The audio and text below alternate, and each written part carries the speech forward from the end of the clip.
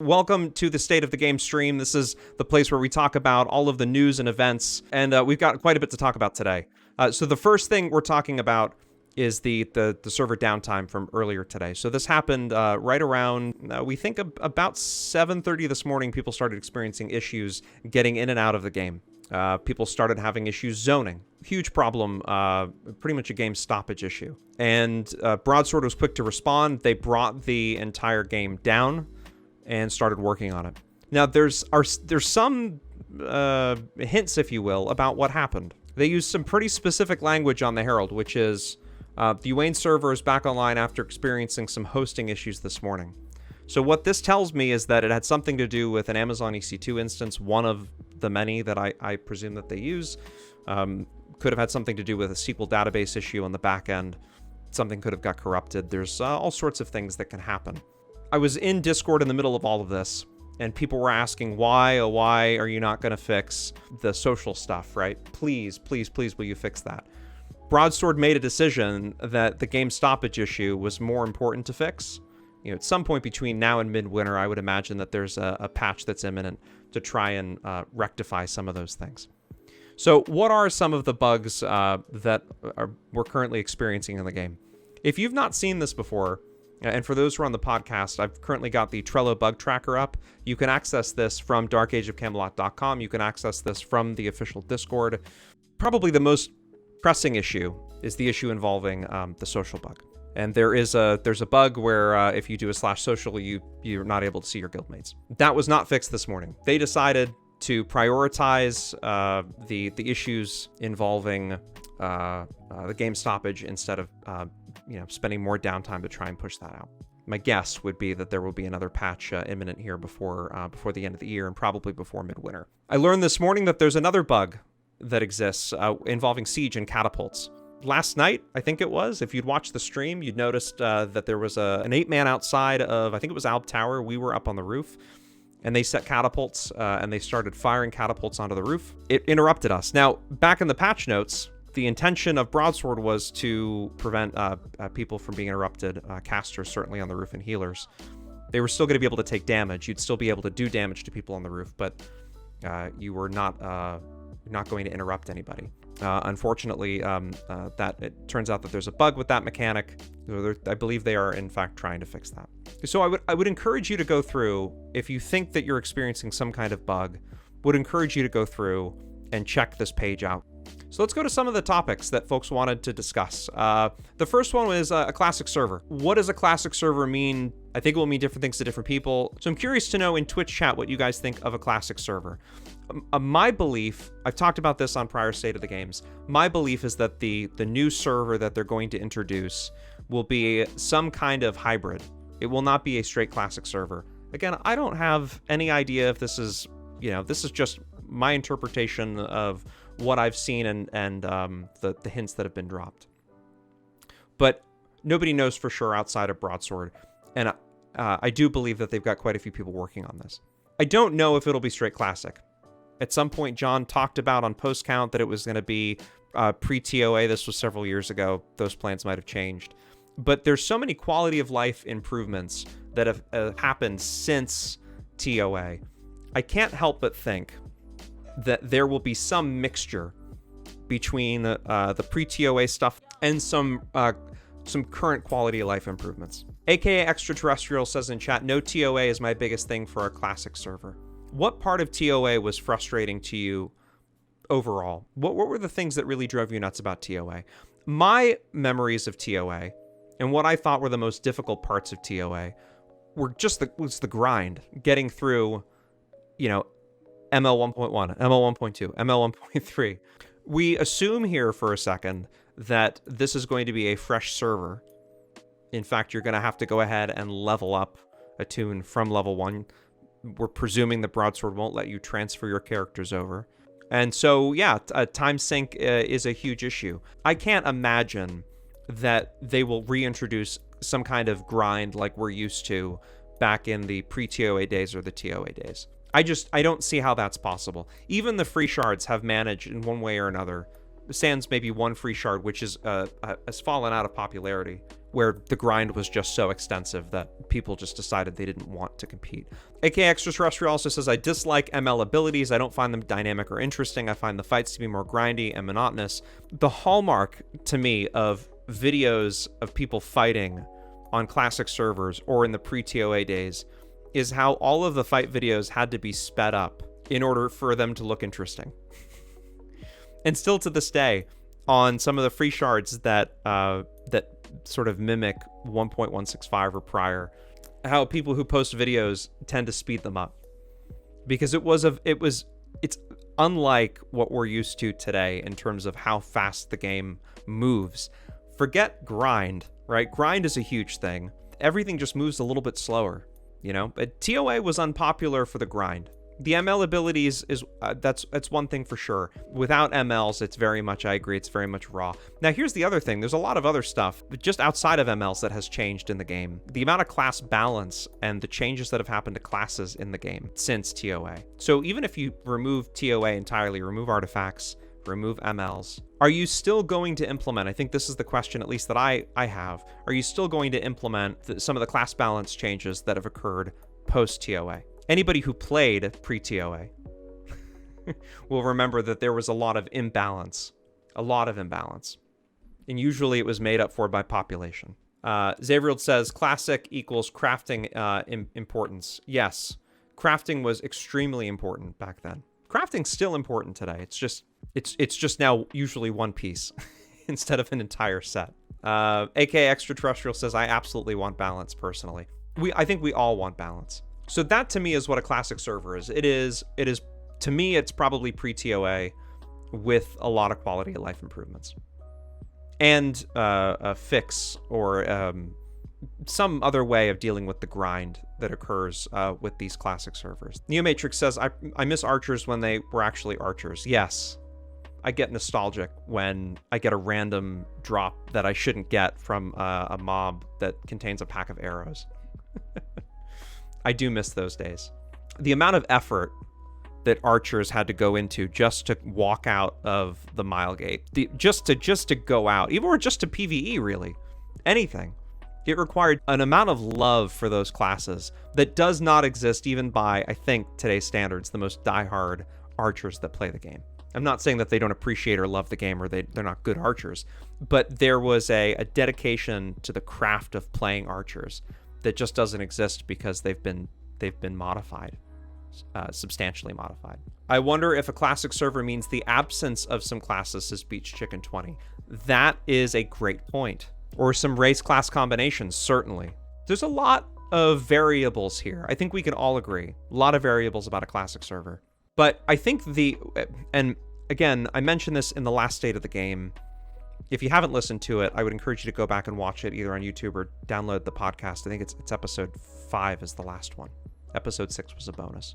I think the new server is more than just, and again, this is my take. It's just a guess, if you will, that the classic server is going to be more than just what's it gonna be like from a player experience. I think that there's some back end work that's pretty significant that's going to happen. In fact, I think it might already be underway. I have a feeling that, and again, there's been no comment from Broadsword on this, just this, sense that I have that the back end of the game is going to fundamentally change. It's not going to look a whole lot different to us, but it's going to make the game more stable for a long time to come. Maybe they'll use the existing server code. Could be. But I think that there's a lot of lessons out there to be learned.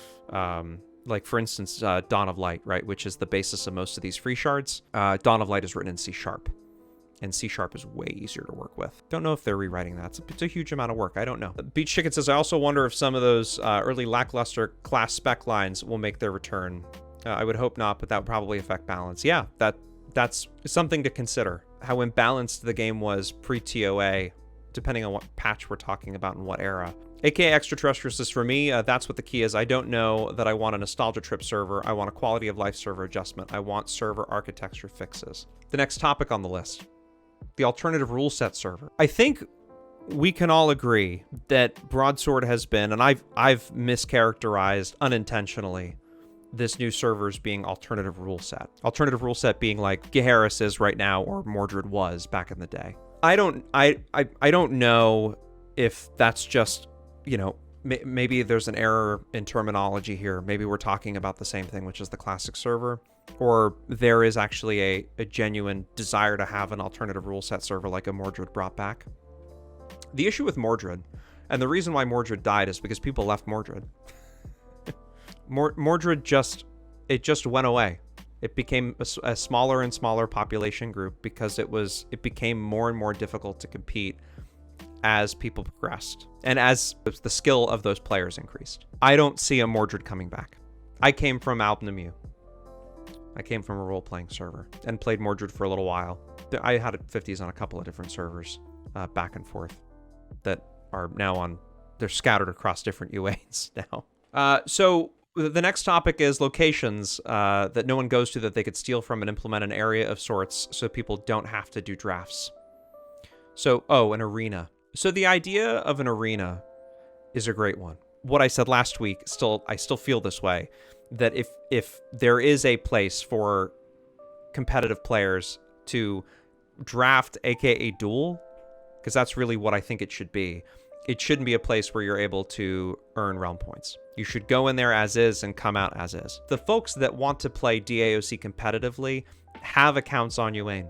They have accounts on Live. And they have the tunes and they've got the templates. They all do. Even if they don't actively play over here anymore, they still have those tunes. They still have those templates.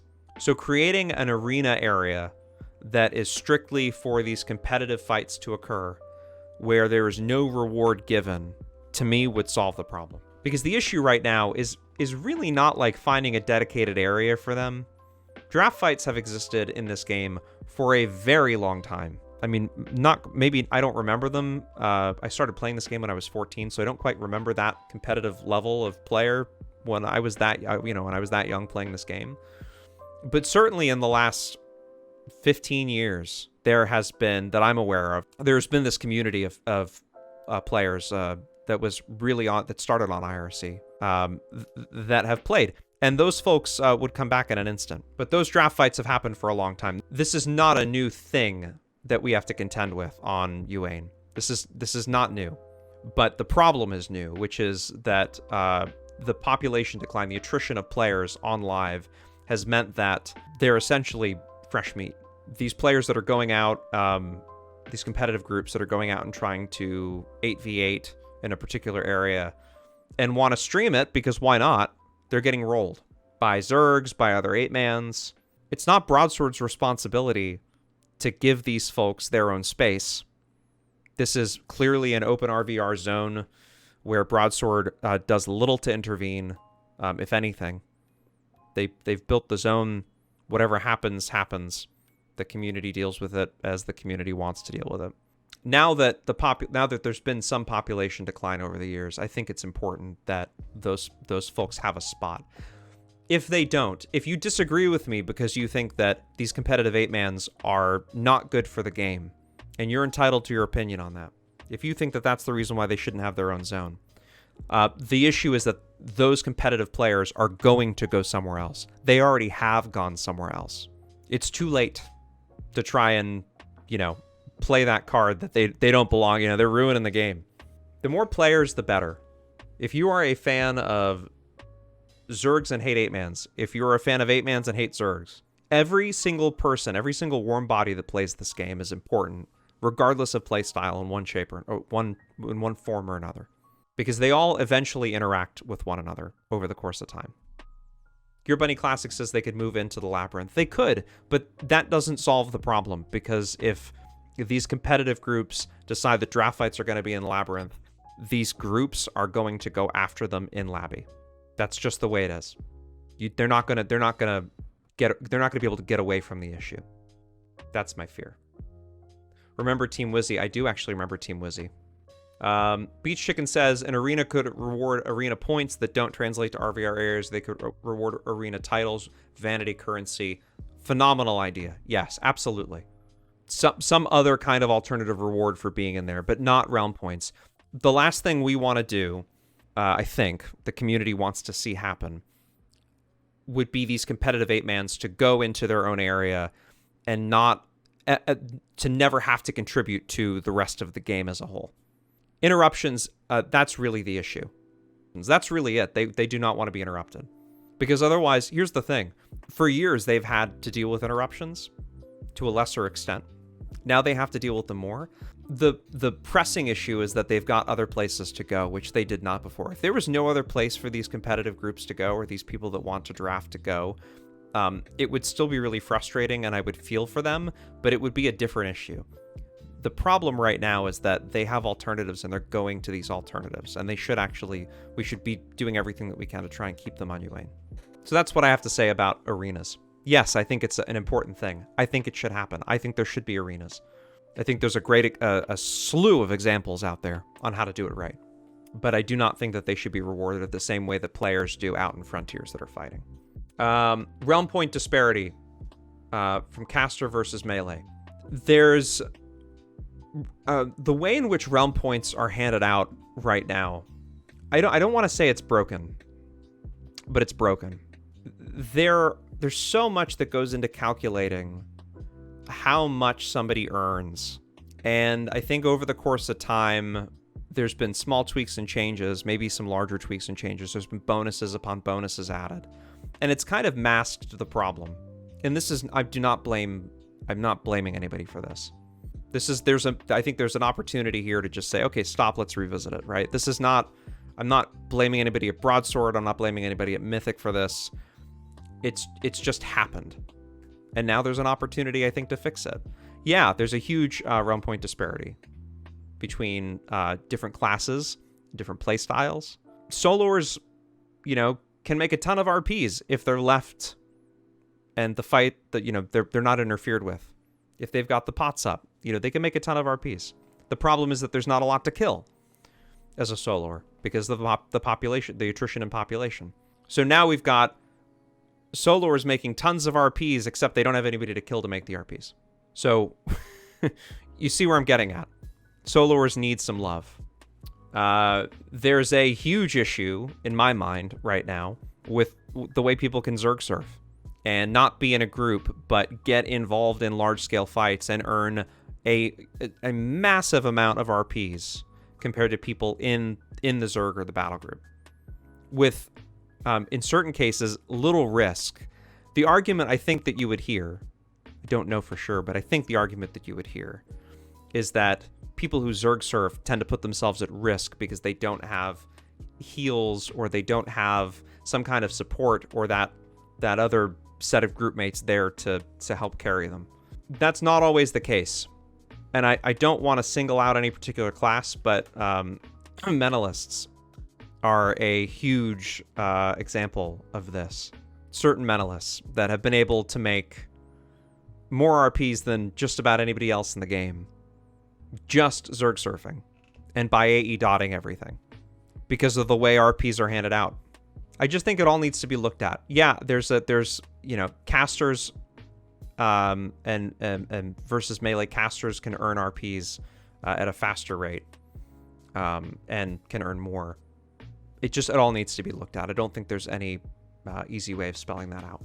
I would like to see soloers. I'd like there to be an incentive for soloers and for small mans out there.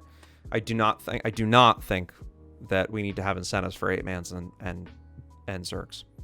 However, on that note, I also would prefer, I think it would be detrimental to see the amount of RPs from 8-mans and Zergs cut back.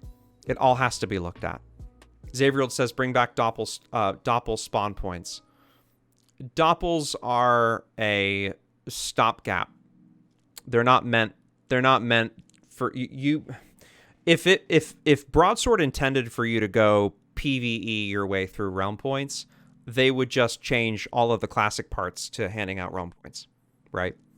Doppels are a stopgap measure to get people, soloers, out into other areas, or just maybe non-soloers, people that don't traditionally solo, out to areas in which solo players tend to congregate, so it creates action.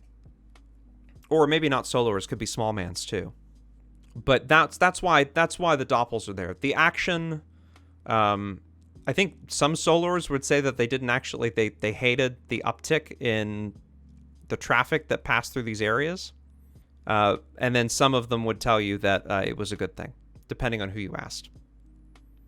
But those were not, I'm not speaking on Broadsword's behalf, obviously, but I don't think those were intended to be there as a permanent way of being able to earn RPs.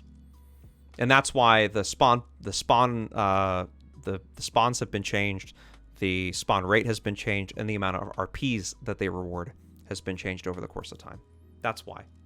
Do I think LTs need to be looked at, i.e. free charge? I'm very confused about that time frame in the game, about why all of these, why light tanks, why so many things changed with light tanks in such a short period of time.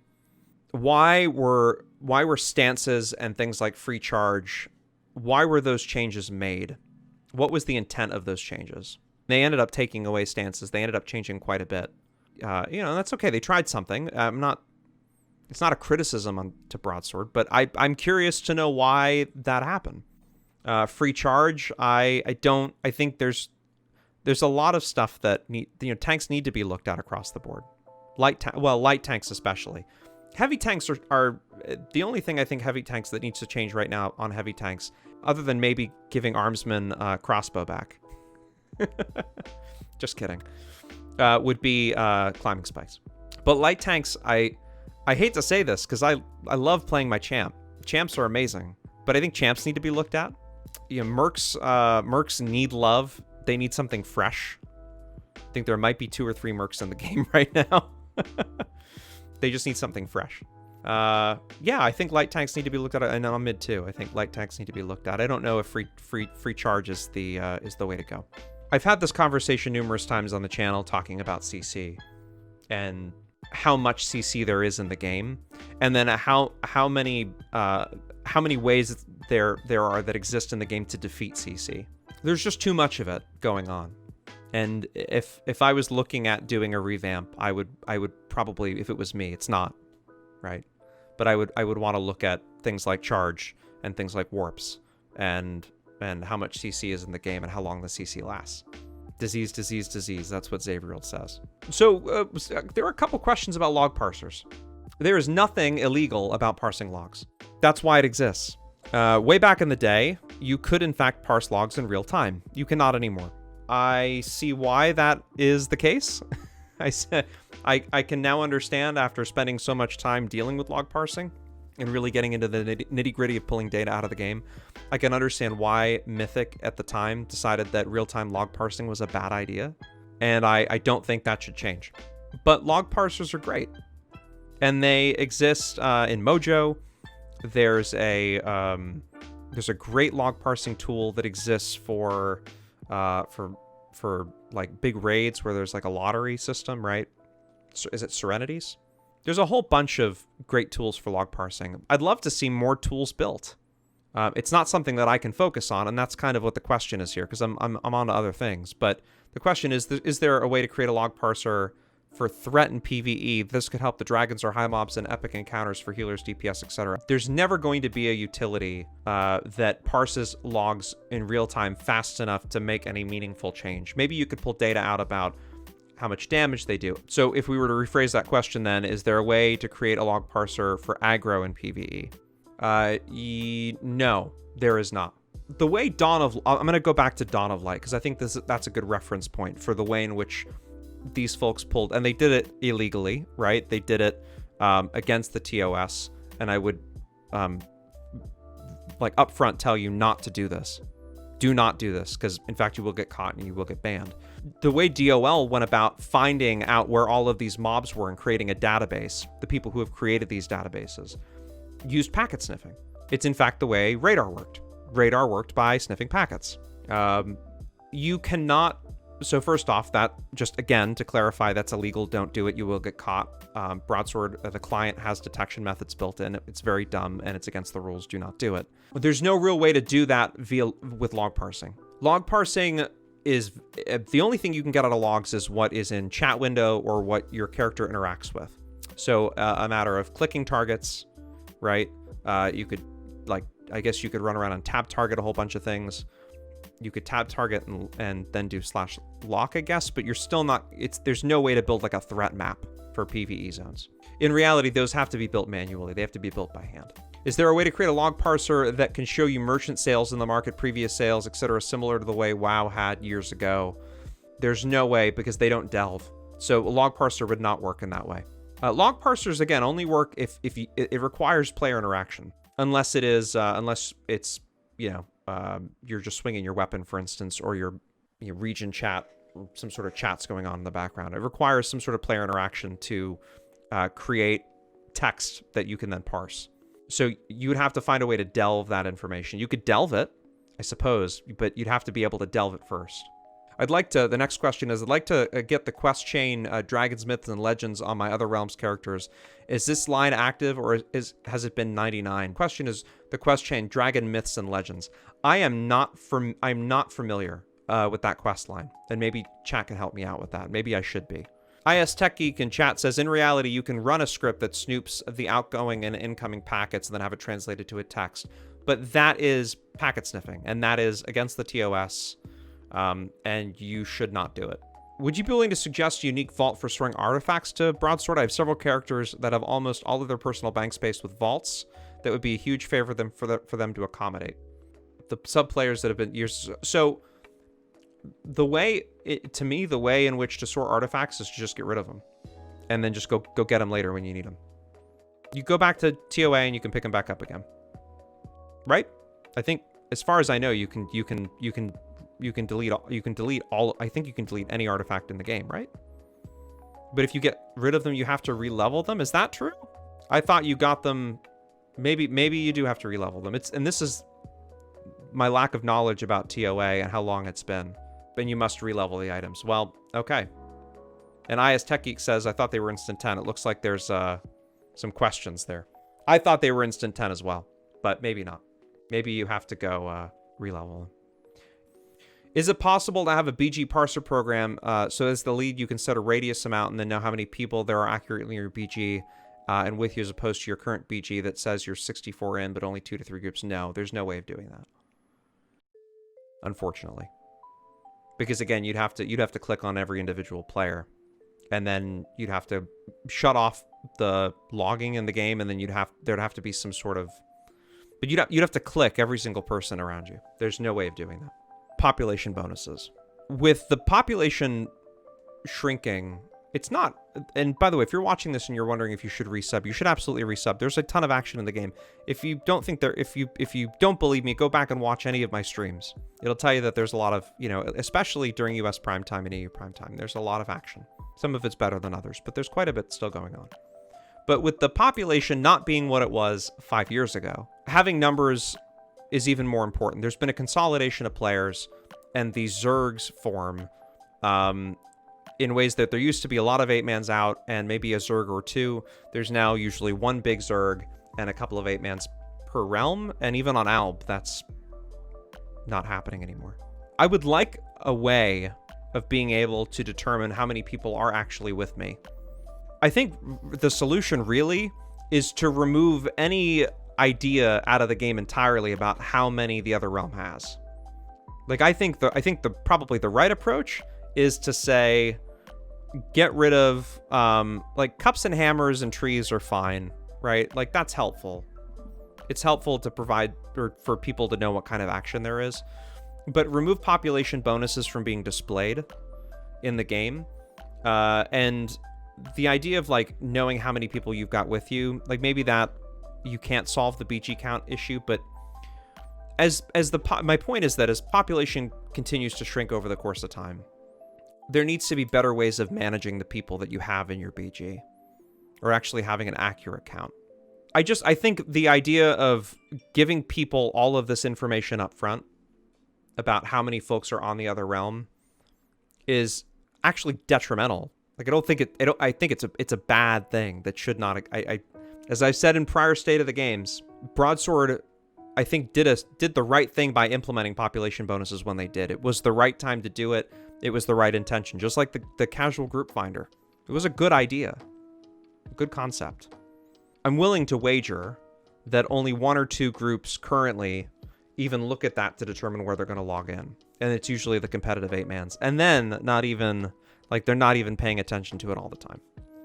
They're just like, it's maybe every once in a while they look and they use that to determine where they're going to log in, but it's not their usual go-to. Like it's not the deciding factor for them. I just don't, too many people log in, they see that population bonus and they go, oh, I'm done. There's no way, we don't have the numbers, screw it, I'm out. It's not what Broadsword intended to have happen. Fueled says, do you think we will ever see a tremendous upswing in population? Yeah, I do. I do think we will see an upswing in population. Usually the winter and this holiday time is when population bounces. A more permanent bounce will be when a new server is released, and or if the free shards are shut down, or they're not allowed on Twitch, or there's something that inhibits their growth. Could also be that, they just like all the other free shards that, and I'm referring to one, but all the other free shards that have come had huge growth and then died out, that they too will die out. But I do think that there's going to be a population bump. I just don't know when. There has to be some sort of catalyst for it. It's probably the release of the new server. Beach Chicken says, I don't use the bonuses to determine where to go. I use it so that I know what options I have available to play. For example, if Hero's on and the other realms are at 70% bonuses, I know Keep Defense is not on the menu. But that's exactly my point. I think it would be better for you not to know that. I think it would be better for a HIB BG that is some nights underpopulated. Maybe more now than it was 5 or 6 months ago. I don't think it's smart for us to know that we're underpopulated. I don't think it's smart for Albs. I don't think it's smart for mids. I don't think it's smart for anybody to know that you're up against before you even get to the keep and see the fight. I don't think there's an advantage to knowing ahead of time. I know you would like to find out. Beach Chicken says, I disagree. I would not like to find out at the last minute that I have no way of winning a keep fight and not getting 0 RPs. But if there's multiple of you that have no way of knowing, you all show up at the same time, and then there might actually be a chance that you can defend a keep. There never used to be this heads up. And to me, it drives... It's not the only reason. By far not the only reason, but it drives this population imbalance even more. And it actually, in some cases, it causes certain realms to not have any presence at all in RVR. I saw Bammers, hello. I saw that you said hi. I saw that you're here. Woke, hello. Good to see you. Fueled says, Alb is starting to get a constant 70% bonus around Zerg time. It's pretty bad. That is not just, right, not just because of the RP bonus. I think we all know that there's a series of things. If there's no BG leader, a consistent BG leader that's going out and fighting every single night, people don't have any expectation that there's going to be any action, and then they log. That's it. So you gotta keep the BG moving.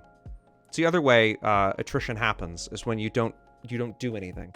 Because there are people that log in, they actually want to go out and RVR and compete, and even if it means that they lose, they still want to give it a shot. And if you log in and you know that there's a BG that's not going to move from anywhere, or maybe doesn't even have a chance of like getting out there and fighting the fight. I don't want to beat a dead horse on this. I've talked about how I think Alb needs a new BG leader. And it's not because Rescue is one of the nicest guys I've ever spoken to in my life. Like, he's a great, great, great guy. I have nothing against Rescue ever. Great guy. But he just there's a, I have history. I've run with Rescue over the years. I know I was an Alb for 17 years and with Rescue for 12 or 13 of those, on the same realm, and oftentimes communicating with him 5 nights, 6 nights a week, running a BG, or being in the BG and being the liaison between either Bill and Rox, or, being in chat group, whatever. Rescue's a phenomenal guy. Great, yeah. IS Tech, I think we can all agree he's a great human being. But Alb needs somebody who's going to call the fights, who's going to force proper group compositions, who's going to call fights when they get in them, is going to actually push out, is going to just try everything that he or she can, that they can, to get Albs moving. Minibard says, but he has followers that are so loyal like Hero does, and that's why it's even more important that Rescue say, okay, I'll start the BG, but Timbuktu, you're going to run it. Or whoever's over there that's going to actually push out. I'm not saying Hero needs to like quit, or Hero. I'm not saying that Rescue needs to quit the game at all. Rescue's saved Alb, right? I suppose if there had not been a Rescue, another BG leader would have come along, and there's a chance that BG leader would have actually would go out and fight. But Rescue has been Alb's saving grace when there hasn't been another BG leader. So, and I'm not suggesting Rescue needs to go anywhere. He just, like, somebody else needs to needs to be the COO of the BG. Legan says it's not entirely Rescue. Albs need to form proper groups. That's true, but the BG leader is the person that's going to force that. Always up to the BG leader to force that. And if there's no pressure, no education about what a proper group composition looks like on Alb, that's never going to change. And after now seeing no minstrels at all, very few sorks, everybody's on a horse. I made a joke the other night. It might have been last night. We were at Crim. We hit Crim. Albs were there. And I made it like it was I don't know. It was not my best moment. But I made a joke about seeing Albs on the side of his own wall on horses. And before I even clicked on them, I knew that it was like an entire group of Albs because they were all on horses. I didn't even have to click them. Redrian goes, what does a minstrel do in a BG and a keep fight? There's a ton of stuff that a minstrel can do in any situation. They can interrupt. They can stun assist when you don't have a cleric that's going to stun targets. They have all sorts of songs that they can run. Secondary magic resists. If they're in a tank group, they can run a celerity song. There's all sorts of stuff they can do. They have AM. AM is like AM is not DI, but AM4 or AM5 in a group can make the difference between winning or losing in any situation, especially in close quarters when healers don't have line of sight to do single targets. Siege buff, yeah. 5-second AoE mez. There. First off, it's not 5 seconds, but if you're like sorks are, I'm only mezzing on a mini. I don't do cast AoE mezzes on mini unless I absolutely have to. That mez is meh. 5 seconds to cast, not duration. Well, depends on your dex. It's affected by dex and how much dex you have, and a lot of minstrels don't have enough dex in their temp. It's not really a 5-second cast. There's just minstrels have so much utility, and they need to be played. I mean, I can't tell you how many times I've seen Albs try and sauce or could use sauce and didn't have it available at a very basic level just to be able to Wilson out of a decreases siege effectiveness for starters. Pets, heal songs, rups. Rodrian says, all I feel like I do on a minstrel is annoy people. That's your job on a minstrel. Absolutely. Your job is to be annoying AF. That's why people hate Yama so damn much. People hate Yama because Yama is annoying. So annoying. Tom is probably a really nice guy in real life, but he is the most annoying minstrel in the game because he plays it well. Everybody is like, just like facing Yama as Yama goes by, and the rest of the group in the back is beating the crap out of them. And they're like, there goes, and I'm just as guilty as everybody else doing this. I'm not calling anybody up, but I'm like, there goes Yama, right? Kill Yama, I killed Yama, yay. Everybody's going after Yama, who has every toy humanly possible, minstrelly possible, to be able to stay up. Peach Chicken says, do we get an option to watch him with or without water? Tom's stream has a toggle switch. His stream has a toggle switch. You click the little checkbox at the bottom of his stream and you get textures on or off. It's a great feature. I would say at a very basic level, every group on Alb needs a mini. There you go. Done. It'll save you. It'll save the group. At least twice a night it'll save the group, if not more. I don't know where I came up with that number. At least exactly 2.36 times the minstrel will in fact save the group every single night. Buy a mini today. Also, for the record, Alb group composition is more important to have a proper group composition on Alb than it is on any other realm. because they don't have... Hib has more utility, arguably, than all three realms. Bard, Druid, Warden. Bard, Druid, Warden. Anything else that you need, you can... I mean, and even that is, you could argue, right? Like, you probably want the Warden. But Bard, Druid, really, Warden, and then whatever else you want to throw in there is fine in the group. Just add on the DPS, doesn't really matter. I mean, even champions benefits... Even running a champ in a caster group benefits the casters. Mid's a little more precarious, but frankly, like, mid has a ton of utilities, and with pack healers, or healers just in general, and the utility of healers, I mean, they, you know, it's not quite as easy because the rest of the group doesn't have nearly as much utility as the healer does, but on mid it's pretty easy too. On Alb, it's a totally different thing. You need a proper group composition, but the proper group composition on Alb can tear anything up.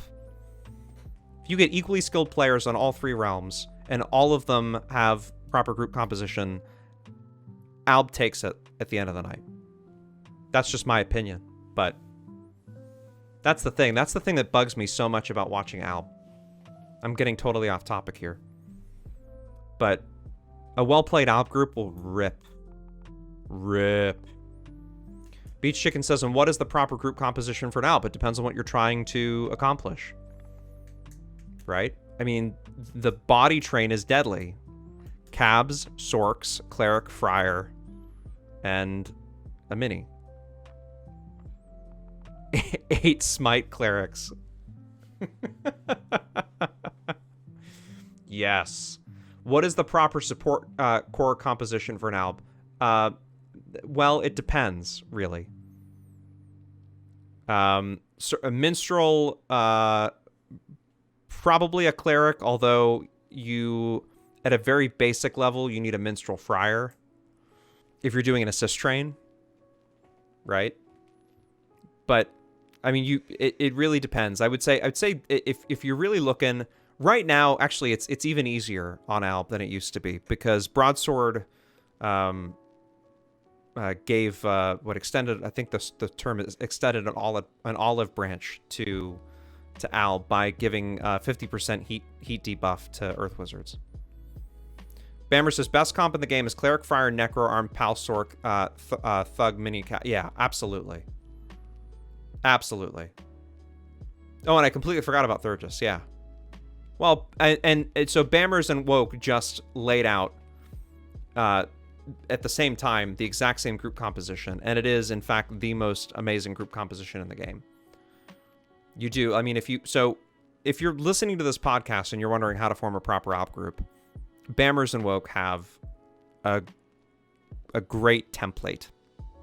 Cleric, Friar, Necro, Arms, Pally, Sork, and a Thurgis or Mini and Cap. Because the Thurgis and the Mini can be annoying and keep people locked down. And that's where maybe not necessarily needing a Mini, if you've got a great group comp, makes sense on Alb. But that's the only time it makes sense. So let's go back to the other topics real quick, and we'll go through these one by one. It's still early in the night. So bugs and fixes. We talked a little bit about bugs. Broadsword's got a lot of work. I love watching these people come in. The people who I see their name once in a blue moon in Discord that are like, classic server soon, who don't clearly understand the amount of work that Broadsword has to just do when they wake up on a daily basis to keep the game running. There's some bugs that need to be worked out, and the bugs are super important. So if you're curious about what exactly exists in terms of bugs in the game right now, the Trello Tracker is a great way to look at that. If you know of a bug, it's better to check the Trello Tracker first before you submit a bug report, because there's a chance that somebody else has already mentioned it and the Broadsword's already investigating it. Future special events. I really want to see dynamic events on UAIN. Badly. I mention this every single State of the Game stream. I want dev run events like yesterday. You want an immediate population boost, it would be that. But getting those set up is I know is it's intensive, because you've got to figure out exactly what you got to come up with a concept for the event, how all the pieces fit together, what the objectives are going to be, how the event is actually dynamic, right? What are the variables that are involved amongst all three realms? I know it's a lot of work, but that would bring people back pretty quick. We know that they're popular because we're watching the free shards do it, and it's drawing huge numbers, and it could be fun. Insomnia Games is here again. Hello. Good to see you, Insomnia. I hope your Twitch streaming has been going well. Redrian says dynamic events were awesome in Warhammer. And I mean, especially in a game like Dark Age of Camelot, where there is like the PvP is so dynamic as it is. There's so many things that can happen in a big large scale fight, or in small fights, right? I mean, it depends on how big this event is. But there's already so much that can go on inside of like normal day to day. I think it makes like the element of surprise and not knowing what the dev is going to do makes it that much more exciting for at least from my point of view. Bammer says, the only thing that worries me about these events is what I notice on other servers is that when an event took place, for example, level 50 BG thing, like they did in Caledonia, Frontiers is dead, and the Frontier is my favorite part of the game, and just killing it for the duration of the event makes it a lot less fun for me. Just my opinion, though, not hating on the idea. I don't think that... So, the BG events, I think, are great for, like, nostalgia. The last one didn't go so well on live because of this. Because the population was just split, and I remember running in, I think it was Caledonia, right? It completely split the population. A hero would come from New Frontiers and would fly into the BG and then fly out.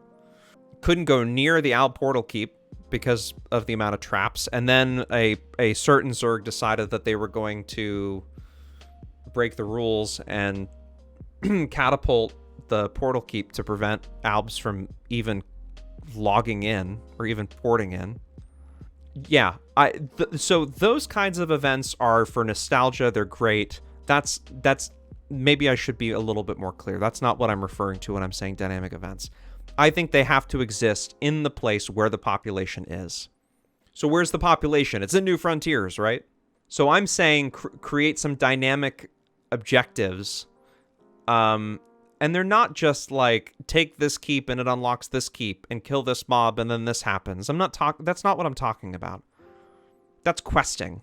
What I'm talking about is, in region, somebody from one of the event producers, or John or Beeb or whoever, drops in and goes, there's a special surprise, a package waiting for, okay, I'm just going to come up, or just sort of shooting the crap here, but there's a special package waiting for Hibernia outside of Berkstead.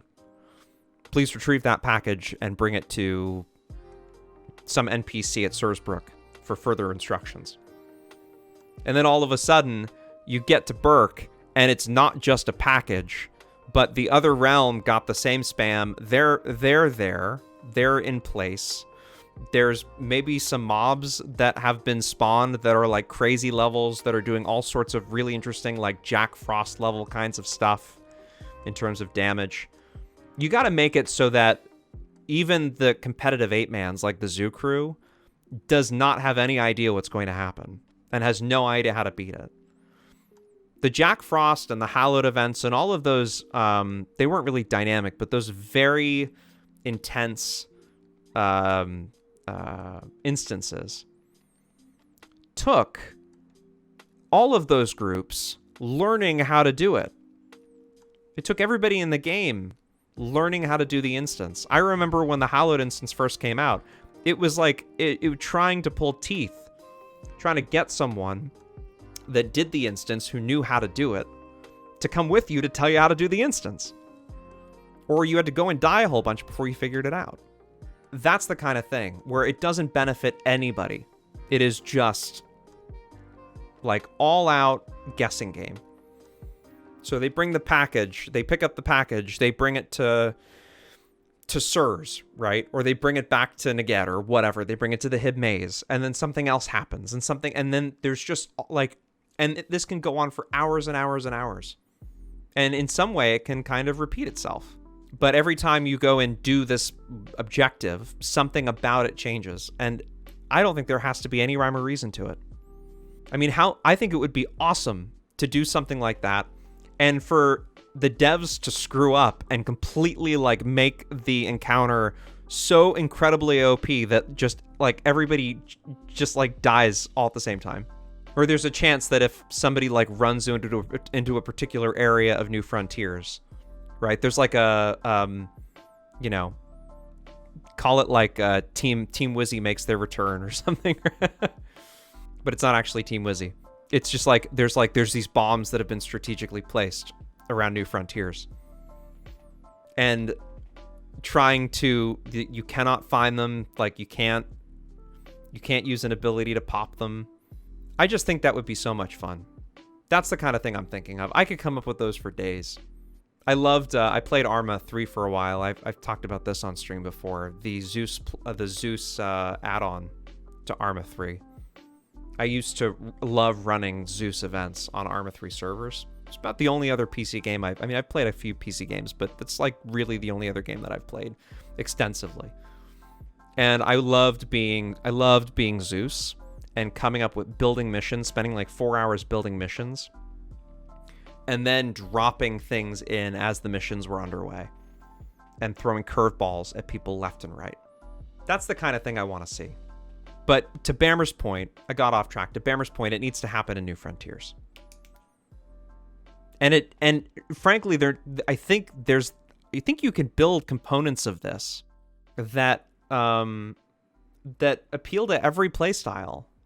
I don't think it has to be. I don't think it just has to be big Zergs. I think it can benefit soloers. It can benefit small mans, 8-mans. IS Tech Geeks asks, off topic, but are you working with Broadsword now, Teddy? I am not. I'm not an employee of Broadsword. I am not not a staffer. I'm not anything to Broadsword. I feel like I've got a great relationship with Broadsword. You know, I fully support the work that they're doing. They have gone out of their way, I think, like during the charity stream to donate a ton of stuff to a great cause. They have hosted the channel on a number of occasions, but there's no money exchanging hands. There's no professional relationship on that sense. But and you know, I've been critical of some of the things that Broadsword has done recently and in the past, but I will tell you overall, like based on what I know about what they're doing, like I'm feeling pretty good about the direction that things are headed. If I thought for a second that that the game wasn't in good hands, why would I be putting in all this effort to do stuff if I thought the game was just going to die? I really don't. I think that there's a lot of great stuff coming for the game. Thank you so much, IS Tech Geek, for the 4 months of tier 1 subbing. I appreciate it. It's hard. Minibard says it's hard for them, meaning Broadsword, to appease everyone. It's always hard when you've got 3 realms and people that are emotionally tied to their classes to appease everybody. So you aren't on the internal boards or anything. No, and I don't even know if like the internal boards actually, like if there's anything that productive that happens on the internal boards anymore. I'm not sure. But that's a good point. No, I'm not even on the internal boards. But the internal, like you know, look, here's the thing. The night program was very influential. That was a great program. I understand why they had to sunset the program. I understand why team leads no longer exist. But Broadsword has adapted and is getting feedback in ways that they never used to from the community. Well, not in ways they never used to, just in different ways than they had before. And I don't want to be, please, Rodrian, don't characterize me as the HID team lead. I am all 3 realm. I'm realm agnostic when it comes to this game. Absolutely realm. And some of you will not believe me. And I don't care, I'll sleep fine tonight. But I am realm agnostic. I want to see all 3 realms succeed. And I think I've got a very like emotionally disconnected view of the game enough to where where's my mids though?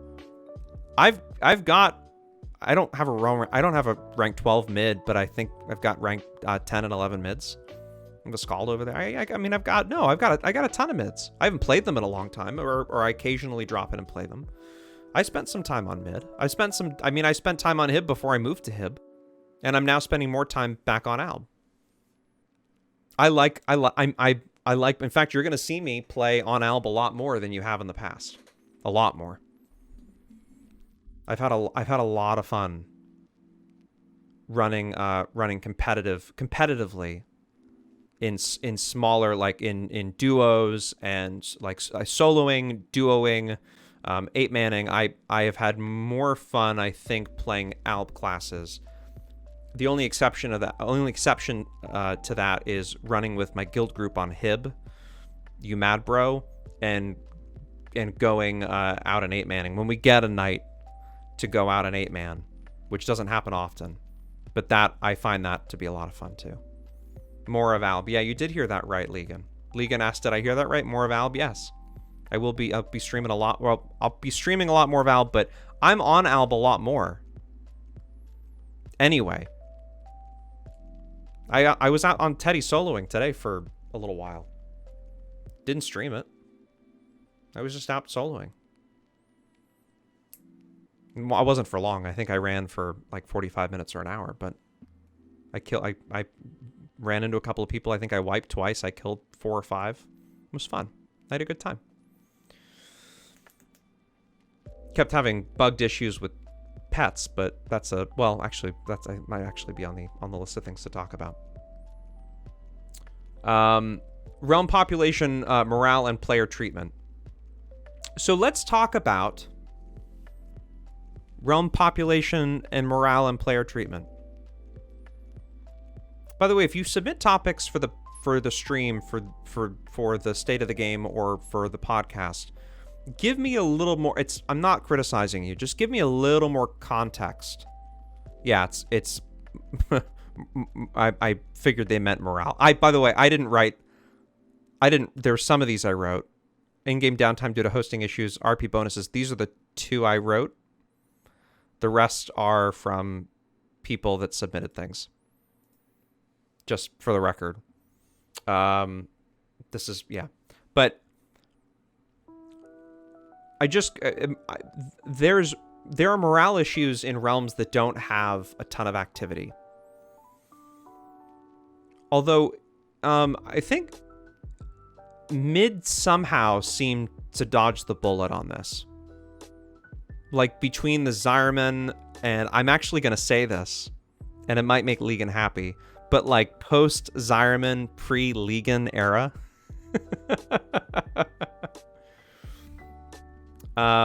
Mid dodged the bullet on morale, I think, a little bit. They kept their heads held high. But Alb is an issue on its own, and it's not because of it. We really need to be very careful when we talk about Alb. It's not I don't want to cast this generalization that all Albs are toxic. That it could not be further from the truth. It is a select few Albs, a handful, maybe 3 or 4, 2 that come to mind immediately, but 3 or 4 that are just like the biggest negative Nancys that exist. And I'm saying that like from people that I like in real life that I know, and people in game, like anybody out of anybody that I've ever met, they might be the most negative human beings. And it makes me sad that they're like that. But they bring the entire realm down with them. This notion, like when I was on Alb, back when I was on Alb, when I played Alb full time, it was 2 years ago? I think it was last time I was over there full time.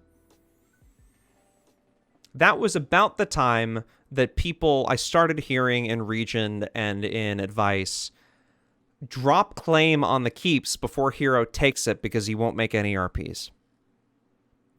That's when I started hearing that. It was right before I went over to Hib.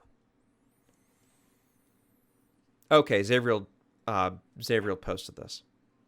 Or asked this question.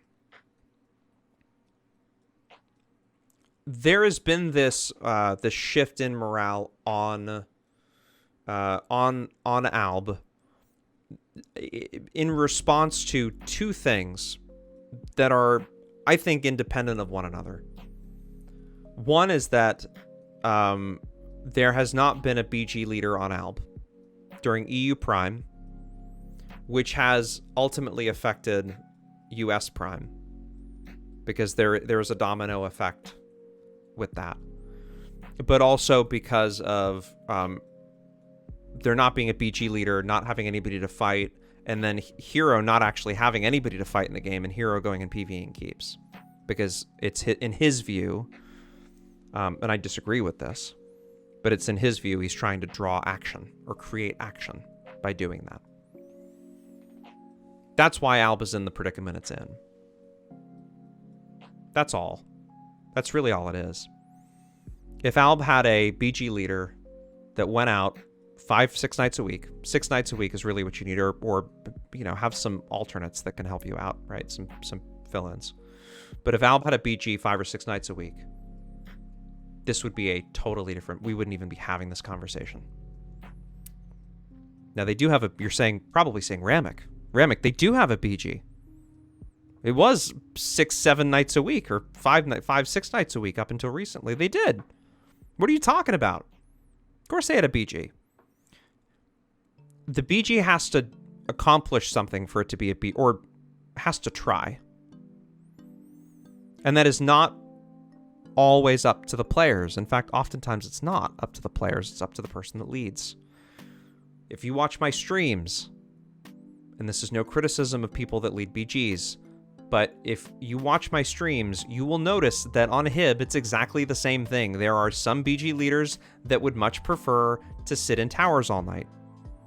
There are some BG leaders that want a mixture of both. There are some that can't get enough of running face first into anything that they can find and hoping to win the fight. This is not just an Alb issue. The problem is that there's no variety of these things on Alb. There's only one of them, and it is marshmallow roast and bold, as Redrian put it. That is not a reflection on Alb players. Alb has some of the best players in the game. And I just finished saying 15-20 minutes ago that a proper Alb Group composition can kick the living crap out of anything on mid or Hib.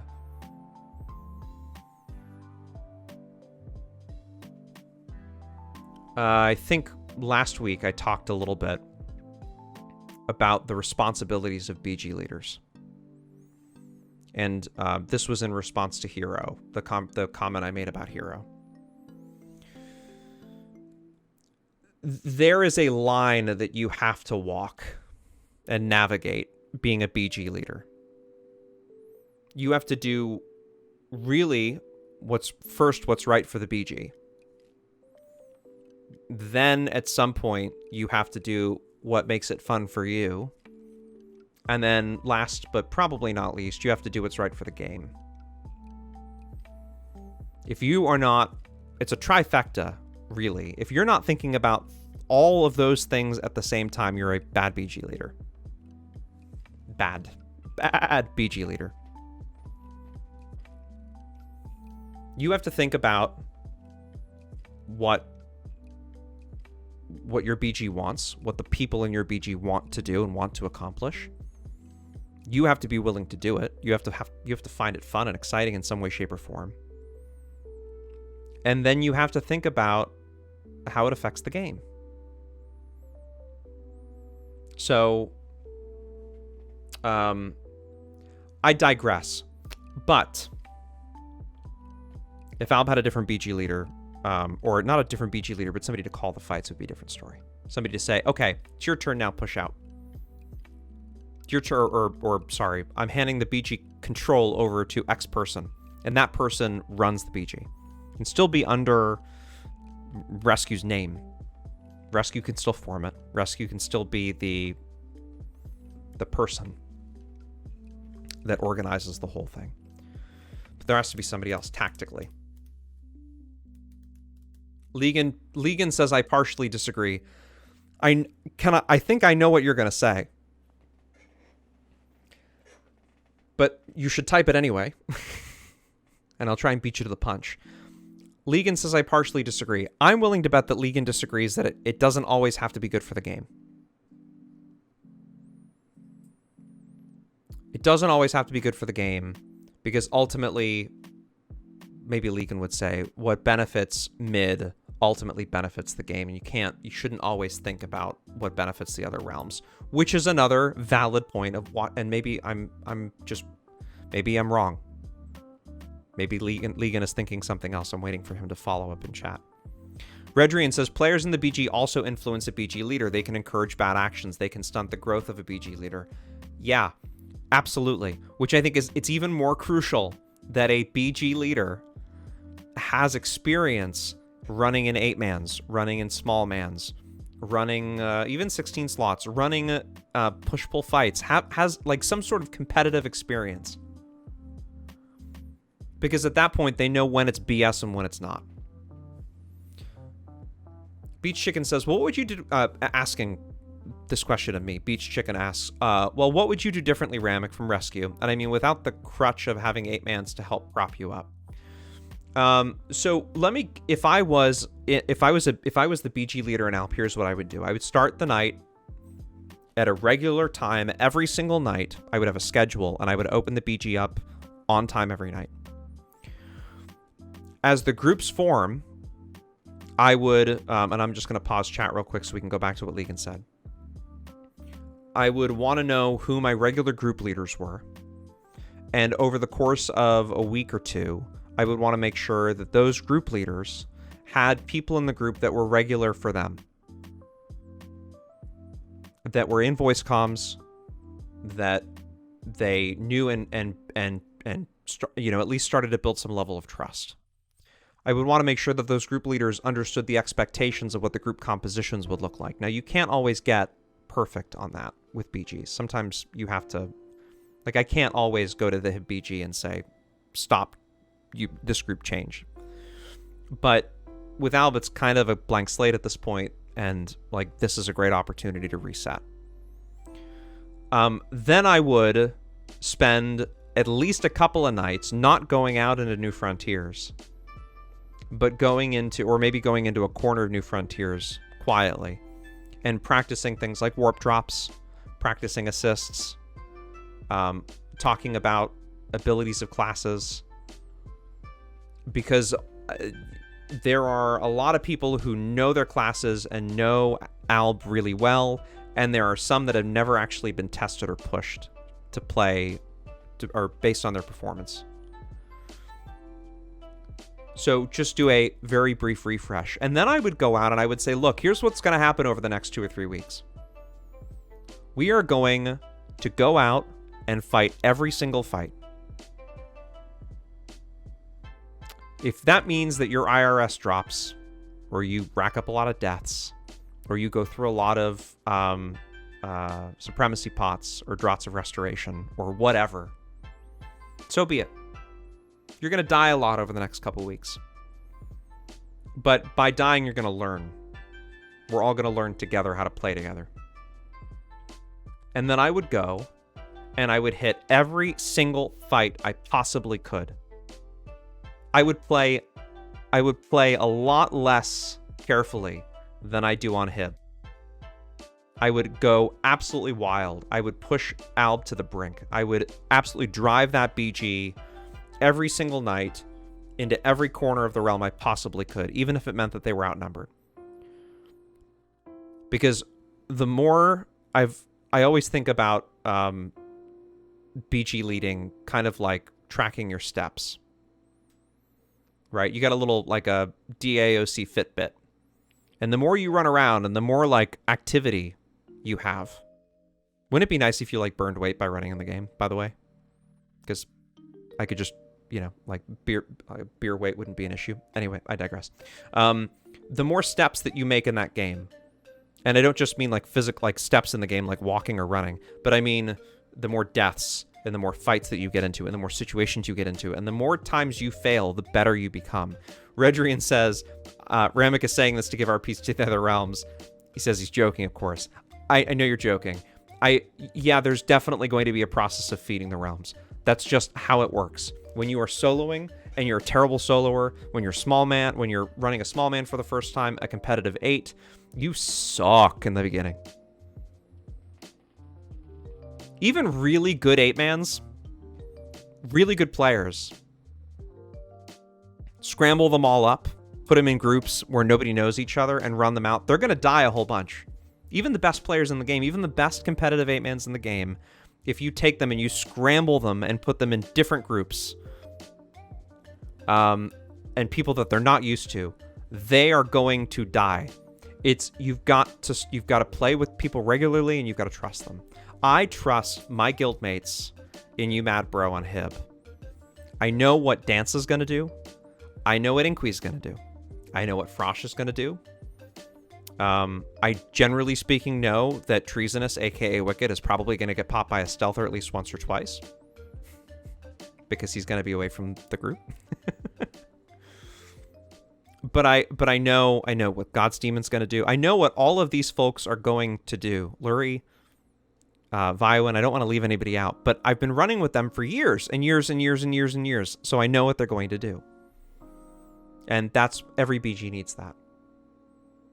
Let me scroll down. Beach Chicken says, I don't think you're living in reality. Alb loses numbers after the first wipe. In your method, you'd have them logging earlier than average. Also, Rescue tried to do refreshers and no one showed up. Okay. I'm going to go back to Legan in a second. Hold on, Legan. Stand by. I will come back to you. So, Beach Chicken 20, I think I am living in reality. I know that Alb has attrition every time they wipe. The issue is that people don't think they're ever going to win a fight, and so it's this, the psychological effect where you log in and it's kind of like, today's a new day, fresh start, guys, let's go, and you die and you're like, crap, nothing's new, and you log. But if you start off the BG, like tonight I did this, right? And I've done this before, and when I've led a BG, it's like, look, guys, hey, you're gonna die a lot. We're gonna die a lot. You're gonna log. You're not gonna log. We're gonna keep at this. You're gonna stay on. We're gonna keep trying. We're gonna figure out how to do it. We're gonna figure it out together. We're gonna win some fights, or at least we're gonna have some good fights. Maybe we'll lose them, but we'll have some good fights. And if you preface every night like that, the attrition will slow. You will stop losing people as much, because also the more you die and the more you go out there, the better you become. And a living example of this are every single competitive 8-man that exists. Also, Rescue tried to do refreshers and no one showed up. In all fairness, on that note, Beach Chicken 20, Rescue is not a person who should be giving refreshers on anything.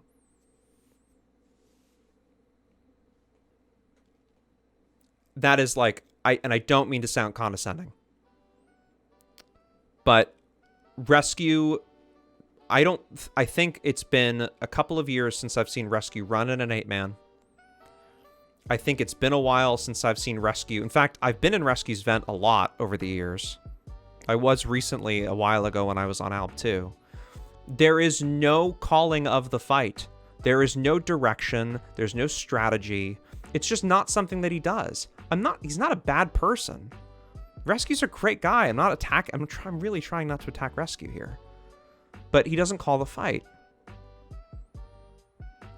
And as soon as Rescue dies, the Ventrilo goes silent. The vent channel goes silent. And so I'm just saying, there are other ways. If Rescue wanted to run competitive... See, here's the other thing. And I would love to do this with Rescue. And I'm not the only person that could do this. There's a lot of people that could. I would love if Rescue took a week or two off and ran with IRC. Or ran with... I would run an 8-man with Rescue. In a heartbeat. Put him in that situation. Get rid of Rescue speed, right? Because he's dealing with a speed bot. There's all sorts of stuff that's happening that, like, is just totally... It's not organic. It's inorganic. Get Rescue out in the middle of an 8-man fight. Get him out in a competitive... I would duo with Rescue. We should do a duo. And that's the way we get better. It would suck for a while, but it would get better. He would get, like, it would all get better. He'd know, like, he would... Lovely tried for so long. Bill tried too, to a lesser extent. Rescue tried a lot. Lovely tried a lot with Rescue to try and do these RVR review nights in a very, like, I don't think Lovely was condescending or, you know, was like, you need to learn her thing or two. I mean, Lovely's a way nicer and more thoughtful person than I am. Like, a much nicer. Lovely might be the sweetest person I've ever met in my whole life. Or ever talked to, ever got to know. But she tried with Rescue, and Rescue flat out refused. And that was 5 years ago. Okay. Go back up and look at what Legan said.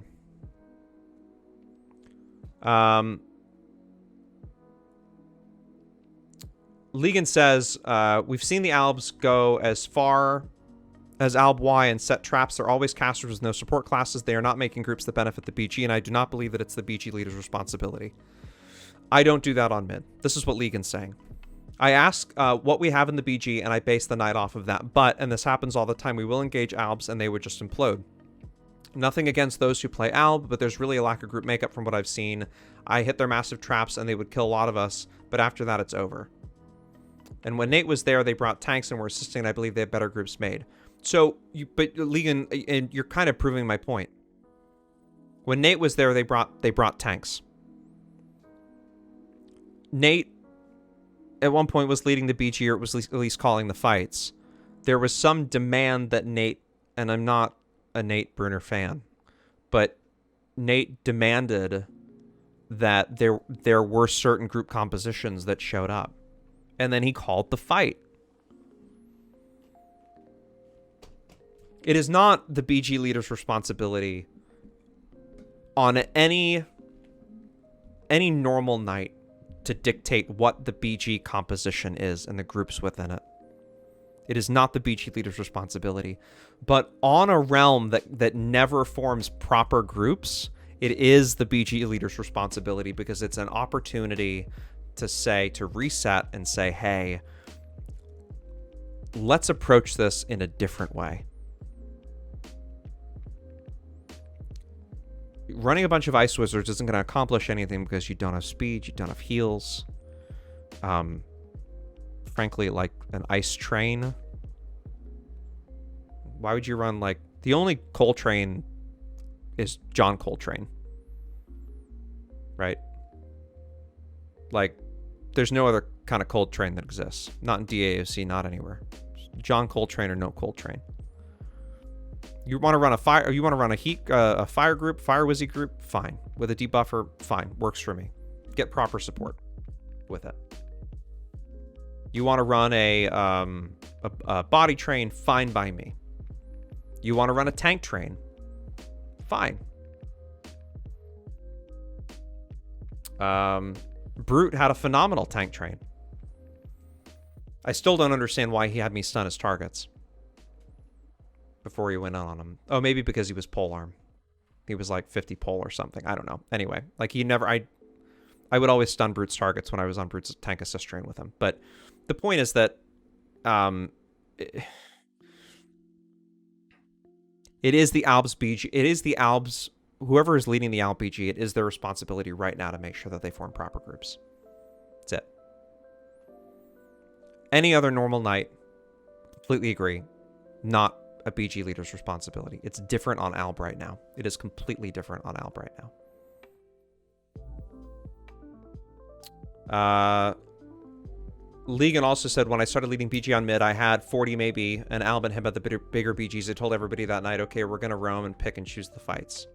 Pronder says, hi Pronder, look at the draft stats. Even the best players lose over 30% of the fights. Absolutely. Yeah, people, and then Legan says people had fun. And Legan points out that Hib also deals with attrition after losing a few groups, or losing a few fights. But I'm just saying there's more to this. There's more to this BG leading thing on Alb than we're all making it out to be, because they're just a little bit behind the 8 ball. I would love if Rescue continued to form them and would continue to be a part of it. And if Rescue ever wants to come run with us on Hib, or we'll run an 8-man on mid, or we'll run the BG on Alb for a little while, or on Hib rather, run the BG on Alb for a little while, like whatever I can do to help. It's not that I want Rescue to just disappear. I want to help. But sometimes you have to be critical, a little critical of what you see is not happening in order to fix things like this. And this is just me being critical. Fueled says there are no bodies to fill group spots. That's part of the issue as well. People are not going to leave the Hib or mid-Zerg not to win fights or get RPs. Fresh says, oh, Fresh is here. Hey, Fresh, how are you? Red says, I'm a big fan of BG setups where the BG leader gives the strategic overview of take the tower, push them to KM, but don't go in. And he's got a lieutenant that serves as an MA or micros the fighter self next to Tartler King moving south of the Mile Gate, right? Those are the best BGs. Those are the best BGs. When somebody's calling, is driving, and the other person is calling the fight. Dance and I will often do this, where Dance, who's our MA in the group and phenomenal, he's a phenomenal player, but I will often ask Dance to be the MA or call the fight. And this is one of the things that's great about like knowing somebody so well and trusting them, is that I know that if I'm messing up, if I'm screwing up, Dance is going to say, hey, like he's just going to call it and call a different direction. And I know to immediately turn around, because Dance knows something that I don't, to say, yeah, go, just whatever, do it. They are really, really, really good.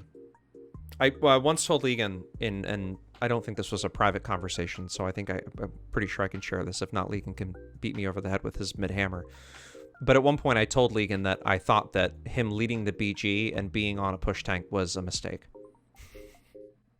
And that I thought that he needed to run a different class that got to see the fight from a 5,000-foot view instead of being up front. I did say that. And to your credit, you've actually done really well as a BG leader running a push tank. I still think the mid-BG would be better. And you've done a phenomenal job. I still think that, but here's the thing, right? Legan wouldn't have as much fun if he had to play like a Scald or a pack healer or something that was in the pack. So, but that is, you can't be in the middle of the fight and call the fight. I mean, there's certain circumstances where I guess you can, but at least in a BG. 8-man, totally different. Ramek, you haven't been in Legan's BG where Kobatov is calling targets for him. Oh, there you go. Well, see, perfect. Somebody's calling targets. I take it all back. That's great. I've not been in his BG. I've been meaning to get... Well, I've been in the BG, but I've not been in voice chat with him. And I need to come over there and spend some time with you guys over on mid. How about I want to get to some other topics. I got other things I want to talk about real quick. But let me just lay this out. I'd like to do on Thursday, Mr. Zero RPs. I do not have zero RPs on mid. Haha. Noisy, I'm not worried about it being noisy. It's gonna be fine. Okay, Red. I want to do an EU stream, an EU giveaway stream, but an EU RVR stream on Thursday. So day after tomorrow, during EU prime time. I then would like to do a mid-stream, but I don't know when. It'll have to be probably beginning of next week. Could be Monday. But it'll just be me. I get a lot of criticism when I'm on Hib, and I go to other realms because people will oftentimes credit me with like tearing the BG up or like people fall. I get way too much credit on him. I'm told that people follow me, and if I go to another realm, then the BG loses all their numbers, and like that may or may not be true. I don't know, but it'll just be me coming over there because I don't want to disrupt anything else that happens on Hib. We'll have to figure it out on a night where it doesn't affect anybody else. Redrian asks, what do you usually play on mid, or what would you prefer to play? A Scald. A Scald for sure. I think a Scald is probably my go-to. That or an SM. But I've got a high realm rank Scald, and I'm very, very comfortable on Scald. So Legan Legan and I are gonna talk about dates for me to come over on mid and do some stuff on mid. So I really quickly, I want to just show you what we've done with all of this.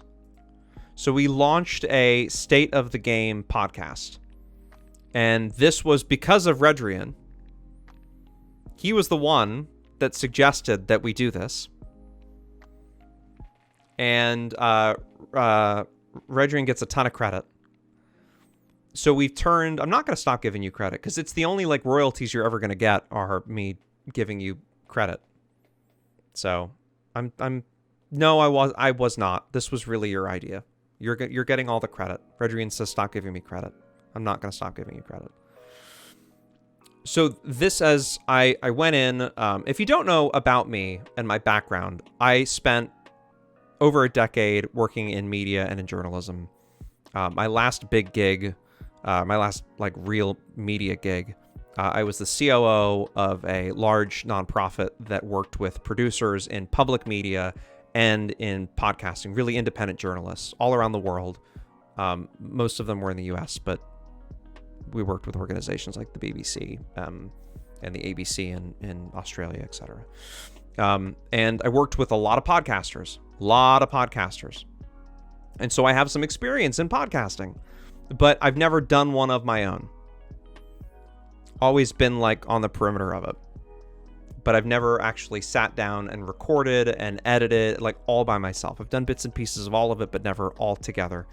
And so when Redrian said you should do this, I was like, I think that sounds like a great opportunity. So we launched the DAoC State of the Game podcast. And I took every State of the Game that we've done up until this point, and I made them podcast episodes. And we've got 6 of them here. 1, 2, 3, 4, 5, 6. This will be the 7th. And this podcast, so an edited version of tonight, without me stumbling all over myself in the beginning, also with OBS crashing, all that stuff, there will be an edited down version of this that will go live in 5 hours from now. And it'll be available and it's available on any podcast app that you've got. So Apple Podcasts, Google Podcasts, Spotify, Pandora, TuneIn, Amazon, Pocket Casts, Stitcher, the whole thing. It's available everywhere you can get your podcasts. And would encourage you to, if you can rate it on that platform, rate it and subscribe to it and download it and take it with you on the go. And we will continue to get better and better. And I've got some content I want to do. I want to do some interviews with people. I want to create some other stuff for this, not just this format. I want to do more. And I that's kind of the plan.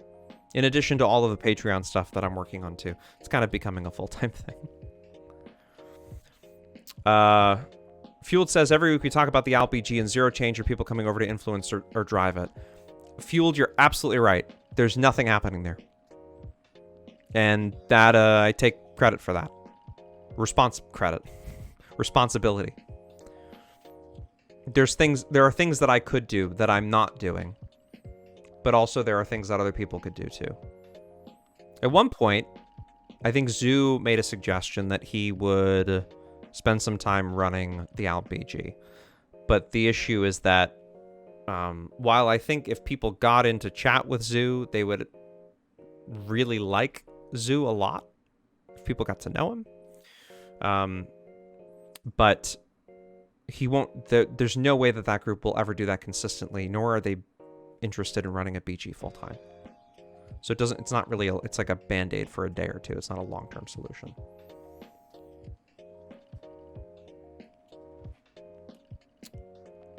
Red Trean says Ramek is interviewing John Broadsword. You heard it here first. All I said is that I've got some interviews lined up. I did not say with who. I've got interviews. There is some interesting content coming up. And I can say that I am not affiliated with Broadsword at all. This is an independent project that I'm working on. But I think what you'll find is that some of the content that is coming up in the future is pretty cool. And I'm not going to name names. I'm not. That's just not going to happen right now. There are people, by the way, John would be a great interview. John would be a phenomenal interview. But there are other people besides John that are really, like, interesting to talk to about this game. And that's as far as I'll go with that, because I'm not going to give anything away. But there are a lot of people that I would love to talk to. And that I've got, I want to and I will. And maybe even some players, too. Some people of yesteryear, perhaps, too. Really quickly, I want to talk about Camelot Unchained. Let me try that again. Really quickly, I want to talk about Camelot Unchained. Or lack thereof. And why I think this game, this will continue to be the only game in town. More or less. Because people have mentioned or people have asked me to talk about Camelot Unchained, and up until now I haven't. Just because I keep forgetting. I'm really sad about what happened, not because I want to see DAoC die. I'm at all. It's the polar opposite of that. But I'm really sad to see what happened to Camelot Unchained. I am sad that a lot of this community was really excited for it, and that it doesn't look like the game is going to happen. I think it opens up a lot of doors for Broadsword to do really great things with the franchise. I mean, it's not like they were taking the franchise anyways. But EA, I think it actually increases the value of the franchise for EA and Broadsword, with CU not continuing to evolve. It's CU is, I think, I don't know this for sure, but I think it's all but done. I think it's a done deal. AK Extraterrestrial says, my wife still doesn't let me live down the money we spent on the Kickstarter. Yeah. And Pronder says, CU is proof that DAoC is lightning in a bottle. Yes. Could not have said it better myself. My belief, and from what I've heard, again, I'm not representing to know anything about CU that is not public knowledge, or that is not, this is purely speculative. This is purely speculative. But that Mark Jacobs created CU to create a game engine, ultimately, that he wanted to sell off. That's sort of the rumor on the street. And that makes me really sad, because there was a lot of money raised. I never thought that they'd be able to buy the franchise out from under. They'd be able to buy the franchise out from under EA in order to build on it, but I'm sad for the people that spent a lot of money on it, because that money, in hindsight, right, could have potentially been spent towards a new DAoC. That's like for me, that's like the biggest bummer, is thinking about the millions and millions and millions and millions of dollars that CU raised, that Mark Jacobs raised, and how I think with similar promises of maybe an off-the-shelf this time graphics engine update, instead of Gamebryo or the NetImmerse engine, upgrading to, there's already been some ports of some of the texture files to the Far Cry engine. There's like, and that's super. I mean, UT has got a great engine. The money could have been spent in other ways. So, but I think what I'm ultimately is that the death of CU, or what appears to be the death of CU, means in a roundabout way that the value of the franchise for EA and Broadsword for DAoC as a whole increases. So that's good. That's some good news, if there's any good news. But I'm sorry to everybody that lost their money. That's really, really, really, really, really bad. Okay. Redrian says Remick is going to interview Sonya. You heard it here first. You keep guessing on who I'm going to interview. Does anybody else have any questions, comments, suggestions, topics that they want to discuss about the game, features? Redrian asks, so how does CU tanking increase the value of Dark Age of Camelot? So there is, CU is banking on a similar storyline to try and pull players from Dark Age of Camelot that were invested in the story and bring them to a new game. There was an effort to, in some way, shape, or form, loosely recreate the factions or the realms, to loosely recreate classes. And so it I think it proved that there was an interest in this storyline taking off and going different ways, or there was an interest in seeing a new game with a similar storyline. It's not that there wasn't a market for DAoC 2.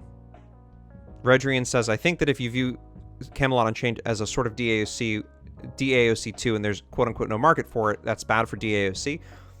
It's not that there's no market. They raised millions upon millions of dollars for CU. That proves that there is a market. The issue is that the development took a wrong turn. That the development, Mark Jacobs was so focused on building this custom game engine that they decided that they were going to invest all their money there.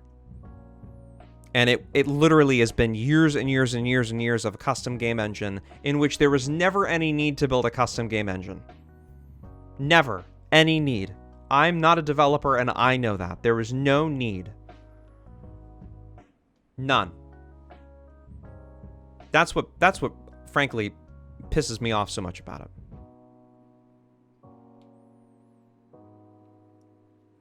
They could have used there's so many different game engines that could have been used out there that they could have adapted. Most of the work, honestly, that development work is in the storyline, is in the textures or the artwork for the game. It's in the mechanics of the game, which, like, honestly, it sounded more like it was going to be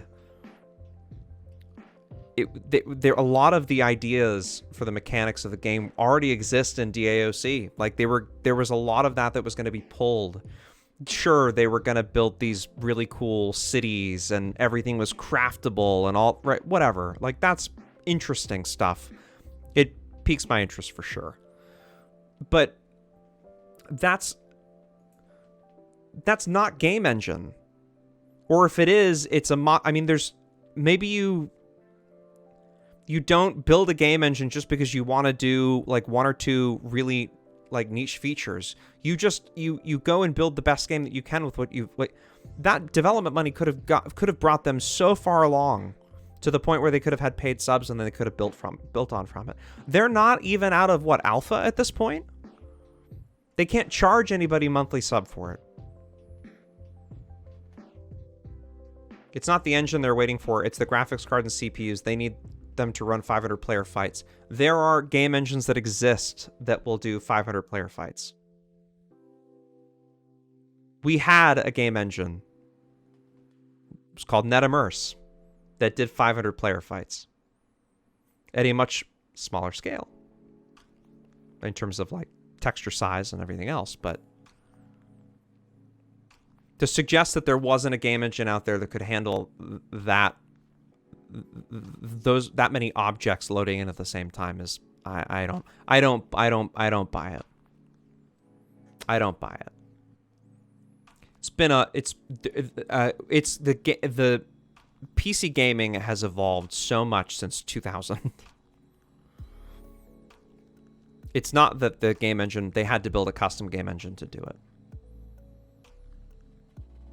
It was that they wanted to build a custom game engine. I think, again, purely speculation, but I'm pretty sure based on what I've been told and what I've read that all of this was about building, or a lot of this was about putting money in towards building a game engine with the hope.